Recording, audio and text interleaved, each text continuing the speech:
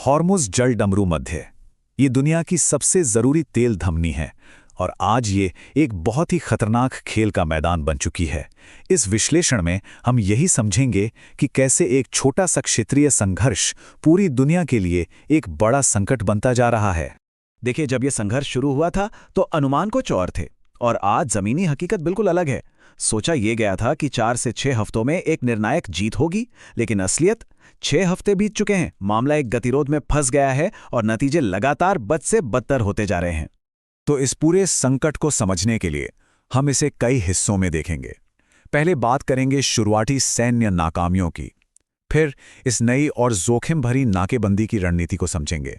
इसके बाद देखेंगे कि इसका पूरी दुनिया की अर्थव्यवस्था पे क्या असर हो रहा है, खासकर भारत जैसे देशों के लिए क्या खतरे हैं, और आखिर में हम उन राजनीतिक दबाव को जानेंगे जो इन खतरनाक फैसलों के पीछे हैं।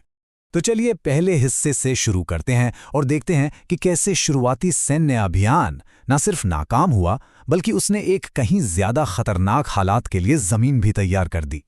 6 हफ्तों के बाद की तस्वीर देखिए। हर रणनीतिक पैमाने पर हालात बिगड़े ही हैं। हॉर्मुज़ में नाकेबंदी अब दोगुनी हो गई है। ईरान अमेरिका के खिलाफ पहले से कहीं ज्यादा एकजुट है और जो अमेरिकी सहयोगी हैं उन पर अब मिसाइल हमलों का खतरा मंडरा रहा है। हालात ये हैं कि अमेरिका को अब इस क्षेत्र में एक ताकत के बजाय एक बोझ की तरह देखा जाने लगा है। इस शुरुआती नाकामी का नतीजा एक और भी बड़ा दांव खेला गया, हॉर्मुज़ जल डमरू मध्य की दोहरी नाकेबंदी। ये एक ऐसा कदम है जिसमें पूरी वैश्विक अर्थव्यवस्था को हिला देने की ताकत है। तो ये दोहरी नाकेबंदी आखिर है क्या? देखिए, ईरान वहां से गुजरने वाले जहाज़ों से एक तरह का टोल वसूलता था। अमेरिका ने इसे वित्तीय आतंकवाद का नाम दिया और जवाब में ये नाकेबंदी कर दी। मतलब अब किसी भी जहाज़ को ना तो अंदर आने दिया जाएगा, ना बाहर जाने दिया जाएगा। ये अपने आप में अंतर्राष्ट्रीय शिपिंग के लिए एक बहुत बड़ा खतरा है। कागज पर तो ये रणनीति बड़ी सीधी लगती है। ईरान के तेल एक्सपोर्ट को रोक दो, इससे उनकी अर्थव्यवस्था चरमरा जाएगी और वो घुटने टेक कर बातचीत की मेज पर आ जाएंगे। लेकिन क्या ये इतना आसान है? क्या ये ऊंचे दांव वाला जुआ सच में काम करेगा? स्रोत सामग्री एक मजबूत तर्क देती है कि ये एक रणनीतिक गलती है जिसमें कई खामियां हैं।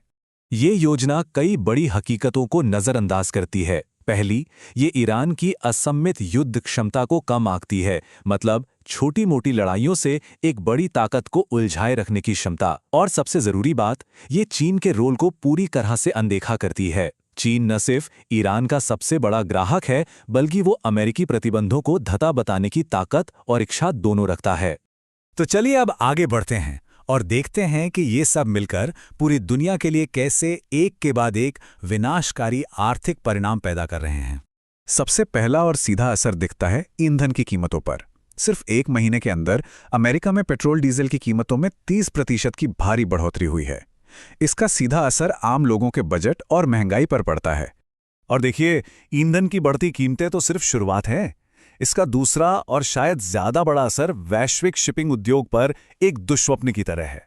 पूरी सप्लाई चेन बाधित हो जाती है, लागत आसमान छूने लगती है और इसका असर खाने पीने की चीजों से लेकर फैक्ट्रियों में बनने वाले सामान तक हर चीज पर पड़ता है।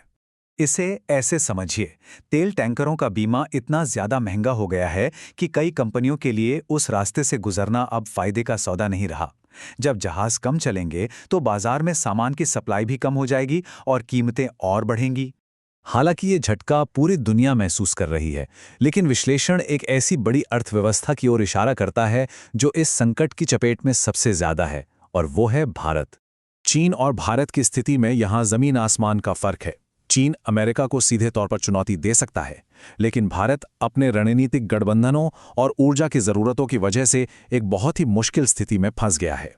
भारत की सबसे बड़ी कमजोरियों में से एक ये है कि देश के 50% से ज्यादा एलपीजी यानी रसोई गैस सिर्फ इसी एक रास्ते से आती है।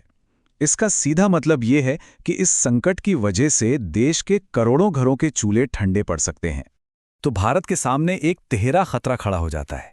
एक तरफ हम एक ऐसे रास्ते पर निर्भर हैं जो बंद हो चुका है, दूसरी तरफ हमारे पास कोई दूसरा बड़ा विकल्प भी नहीं है, और तीसरी तरफ जब दुनिया के बाजार में तेल गैस की सप्लाई कम होगी तो भारत को अमीर देशों के खिलाफ कीमतों की एक मुश्किल जंग लड़नी पड़ेगी।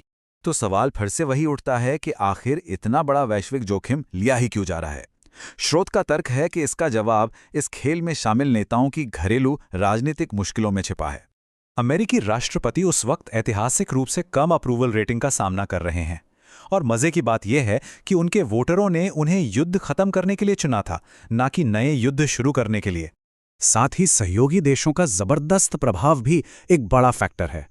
इजराइल के प्रधानमंत्री नेतन्याहू, जो खुद भ्रष्टाचार के आरोपों का सामना कर रहे हैं, उनका ये दावा कि अमेरिकी उपराष्ट्रपति उन्हें हर रोज रिपोर्ट करते हैं, अमेरिकी विदेश नीति पर बाहरी प्रभाव की एक असाधारण मिसाल है। इस सब के बीच अमेरिकी राष्ट्रपति के अनिश्चित व्यवहार ने उनकी मानसिक स्थिरता को लेकर भी जनता और विशेषज्ञों के बीच गंभीर चिंताएं पैदा कर दी हैं। इससे नीतिगत स्थिरता पर बहुत बड़े सवाल खड़े हो गए हैं। स्थिति इतनी चिंताजनक हो गई है कि CIA के एक पूर्व निदेशक ने यहां तक कह दिया कि अमेरिकी संविधान का 25वां संशोधन, जो एक अयोग्य राष्ट्रपति को हटाने का प्रावधान देता है, वो ठीक इसी तरह के हालात के लिए बनाया गया था। और ये हमें हमारे आखिरी और सबसे महत्वपूर्ण सवाल पर लाता है। जब नेता व्यक्तिगत संकटों से घिरे होते हैं, तो उनके भू राजनीतिक दांवपेंच की कीमत आखिर कौन चुकाता है? जैसा कि हमने इस पूरे विश्लेषण में देखा, इसका जवाब अक्सर आम नागरिक होते हैं, पूरी दुनिया में।